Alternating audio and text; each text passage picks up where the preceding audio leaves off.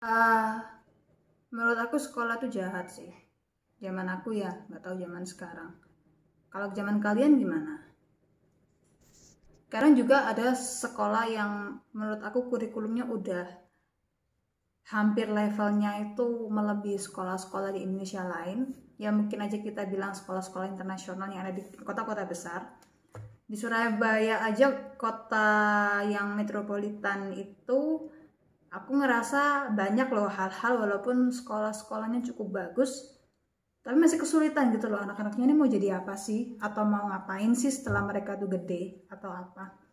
Nah, ini beberapa cerita aku mengenai yang membuat aku ternyata sekolah itu kadang-kadang adalah sebuah penjara atau tempat penyiksaan mental, bahkan penyiksaan fisik. Dan aku barusan dengar ada penyiksaan seksual di dalam sekolah, which is itu sangat membuat citra pendidikan Indonesia tuh makin jatuh dan makin terpuruk. Dan aku nggak mau kayak ini tuh bisa terekam di suatu dokumenter luar negeri betapa joroknya sistem sekolah kita dan SDM kita di masa depan. Aku sih berharap kalau sekolah-sekolah di Indonesia itu bisa menemukan tim-tim capable yang bisa membuat sekolah itu nggak hanya duduk di sebuah sistem zaman Eropa zaman dulu yang satu tempat harus obey ke teacher itu dengan papan tulisnya dan dengan beberapa kurikulum yang kadang-kadang anak itu nggak suka, tapi juga orang-orang ini membuat anak-anak ini betah dan bisa mengetahui dia ini mau kemana sih arahnya. Apakah dengan cara belajar matematika, bahasa Inggris, atau pelajaran-pelajaran yang susah-susah itu membuat hidup mereka tuh makmur di masa depan, atau malah sebaliknya, atau malah anak ini nggak tahu kemana setelah ujian-ujiannya udah nilainya bagus-bagus, rapotnya bagus-bagus, tapi kalian kayak ditolak gitu sama society. Nah, ini menurut aku ceritanya. Jadi guys, kalian bisa hitung berapa pengeluaran kalian atau orang tua kalian keluarkan selama kalian itu menempuh pendidikan dari TK, SMP, SD, SMP, SMA, bahkan ke kuliah. Kadang beberapa anak itu nggak mau kuliah karena dia ngerasa kuliah itu membebani orang tua, atau bahkan kayak di tengah-tengah kuliah nanti kalau nggak lanjut gimana gitu loh. Karena zaman dulu punya gelar sarjana tuh kayak something flexingable gitu loh, dimana nggak semua orang-orang itu punya pengakuan ijazah sebesar itu, seformal dan sehormat itu dalam mempelajari studi-studi yang lain gitu loh. Nah, kalau zaman sekarang apakah masih relevan flexing seperti itu? Nah, aku mau memberikan contoh bahwa saat saya SMP, saya tuh udah takut-takutin guru-guru saya kalau saya nggak ngaji, nggak pintar ngaji, kamu akan jadi begini. Kamu nggak lulus fisika, biologi, kamu akan jadi begini. Kamu nggak naik kelas, kamu nggak lulus. Kamu mau kesini-sini lagi. Which is itu kan lebih mengarah ke menakut-nakuti siswa dong. Dan aku tuh dulu kayak zombie gitu loh, kayak datang ke sekolah, obey guru, obey teman-teman biar nggak kelihatan begini, begini, begini. Akhirnya aku tuh kayak merasa nggak safe aja gitu loh dalam sekolah itu. Nggak merasa kalau aku itu membutuhkan sekolah. Bahkan aku tuh harus kadang-kadang kayak sembunyi gitu, menyendiri gitu untuk pengen tahu aku tuh enaknya ngapain sih gitu loh. Nah, saat saya kuliah pun saya sendiri nggak dididik untuk bagaimana caranya kita itu minimal saving our money lah. Atau kita itu caranya supaya mengaplikasikan teori yang diberikan dosen itu di suatu tempat itu kadang kayak nggak relevan gitu loh. Bahkan kurikulum mereka saya merasa nggak belajar bisnis di situ.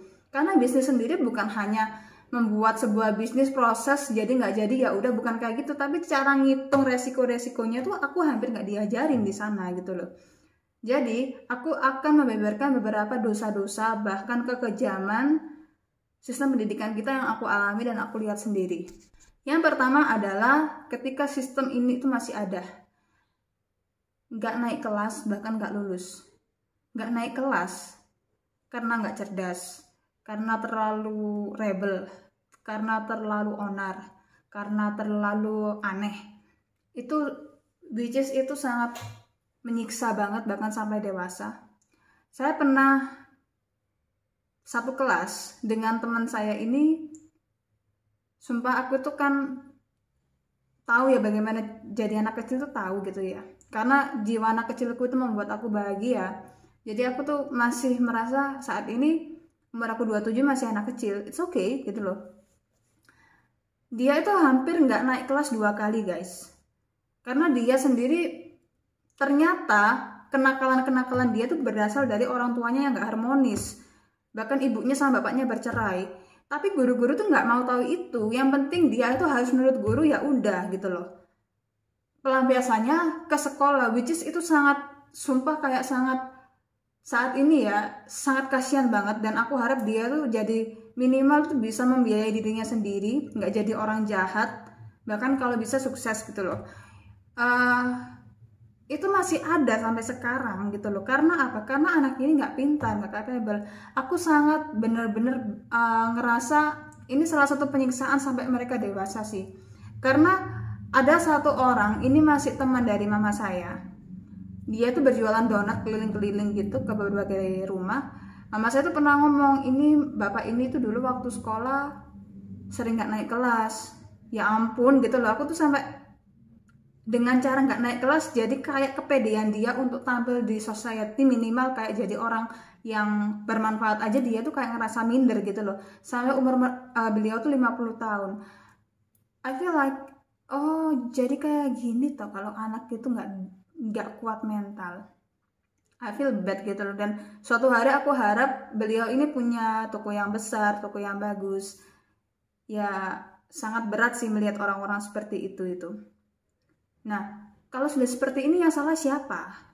Ini juga dosa loh guys. Dosa karena kalian itu sudah membabat habis harapan-harapan orang tua ke anak ini, tapi guru-guru atau oknum guru di sini itu membuat anak ini semakin down gitu loh di sekolah. Itu yang pertama. Yang kedua adalah ketika sekolah itu merekrut guru tapi dia nggak bisa mengendalikan emosinya dia. Aku ngerasa guru-guru yang melakukan kekerasan fisik ya, mungkin karena budaya orang-orang seperti orang Cina, orang Jepang, orang Korea yang mungkin masih ada mukul siswanya atau apa itu, mungkin itu karena budaya ya. Kalau di barat atau mungkin di Indonesia itu udah kekerasan sih. Tapi bagaimana dengan guru-guru yang dia itu sangat gemes banget, bahkan nggak bisa mengendalikan emosi, keluar kata-kata yang nggak pantas untuk memarahi siswanya. Kalau siswa ini dibegitukan guru, berarti dia percaya dong kalau dirinya seperti itu. Misalnya dikatakan, kamu bodoh, kamu nggak dewasa, kamu berandalan, kamu nggak akan bisa apa-apa. Itu sudah menanamkan mindset bawah sadar kalau mereka tuh akan seperti itu. Itu juga dosa dari mereka karena nggak bisa mengendalikan emosi. Kenapa pada waktu pelantikan guru, pada waktu di salah satu universitas itu nggak dites dulu kah emosionalnya seperti apa? Atau setiap 2 tahun sekali mereka harus tes ISQ agar mereka itu bisa paham menjadi guru itu guru yang kayak gimana dulu sih, gitu loh. Kalau kalian seorang guru matematika tapi kalian suka, istilahnya kalau orang Jawa memisui anak-anak itu bodoh, nggak pinter, nggak begini, nggak begitu, mereka pasti nggak akan bisa mencerna ilmu yang kalian dapetin, sekeras apapun. Terus kalau mereka terpaksa karena kurikulum sekolah seperti itu, hanya karena mereka ingin naik kelas, ya buat apa gitu loh ilmu kalian tertransfer. Akibatnya kalian yang rugi sendiri, rugi energi. Mending seleksilah anak-anak itu yang siap untuk belajar matematika yang lebih susah. Karena aku baru bisa matematika IPA itu kelas 3 SMA loh. Saat saya itu lulus kumon. Bukan lulus sih, saya tuh level M kalau nggak salah kumon itu. Seperti itu. Dan akhirnya ya yang dia bawa ya hanya emosi-emosi dia mengajar, emosi yang negatif, bukan passion dia yang memang membuat anak ini tuh harus cerdas atau apa, itu udah nggak ada lagi di benak dia itu. Ketiga adalah korupsi. Korupsinya itu macam-macam ya guys ya. Ada korupsi energi, jadi banyak guru tuh yang pengen pulang pagian gitu, pulang jam 11 dia pengen pulang karena dia ada yang alasannya tuh norak-norak gitu, ada yang pengen masakin anaknya yang begini, suaminya nggak bolehin dia tuh pulang siang-siang atau bahkan sore-sore tuh nggak boleh pulang, bahkan ada yang alasannya itu ingin bikin drakor atau apa gitu, bukan bikin lihat drakor gitu atau bikin proyek-proyek itu yang kadang-kadang tuh dia merasa kekurangan uang itu ada yang korupsi gedung atau korupsi SPP sekolah sih sudah biasa ya, Tapi kalau korupsi karena sesuatu hal dari luar, itu juga sangat salah satu, oh gini tuh contohnya guru itu kita itu. Karena saya pada waktu dulu melihat guru-guru saya jauh lebih memperhatikan teman saya yang punya kemampuan ekonomi orang tuanya itu lebih dibandingkan teman-teman lain, dan fokus ke dia, which is itu kita memperhatikan, oh orang itu kalau kerja kayak gitu gini toh. Dan apakah mereka kaya sekarang? Enggak dong, justru uang mereka tuh habis. Dan itu membuktikan kalau saat ini guru-guru itu mengelola keuangannya tuh nggak bagus karena itu. And which is aku ngerasa mereka bukan contoh yang baik gitu loh. Nah, apakah kalian mau dilihat seperti itu sama murid-murid kalian? Kan enggak. Kalian boleh melakukan segala cara untuk flexing, branding sekolah yang kalian jajaki, sekolah yang kalian bikin sistemnya yang kelihatan keren ini boleh, tapi jangan sampai menipu orang, bahkan di dalamnya itu kalian termasuk menyiksa mereka. Salah satu contohnya yang seperti ini adalah sekolah di Batu, sekolah yang dari salah satu organisasi pengusaha kecil gitu, karena dari salah satu rumah ibadah mereka bisa bikin sekolah, tapi yang mereka bikin, yang mereka personakan dari luar adalah ini sekolah bisa membantu anak-anak yatim, anak-anak miskin untuk bisa cari uang ke depannya. Ternyata di dalamnya mereka nggak belajar apa-apa, justru menjadi seorang babu, karena sekolah itu punya tempat gitu.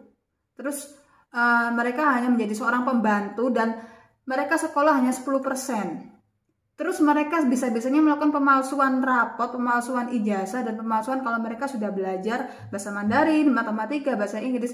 Itu masih ada, itu which is a very very wrong thing. Bahkan kayak kemana sih Menteri Pendidikan dan Dinas Pendidikan di Indonesia sekarang itu? Kerjanya mereka tuh apa gitu loh. So thank you so much. Kalau ada komen dan saran-saran yang mungkin bisa aku bandingkan dengan pernyataan aku, boleh komen. Jangan lupa like, subscribe, dan follow ya channel-channel aku mengenai tentang kehidupan dan keresahan aku serta self-help yang bisa membantu kalian. Bye bye.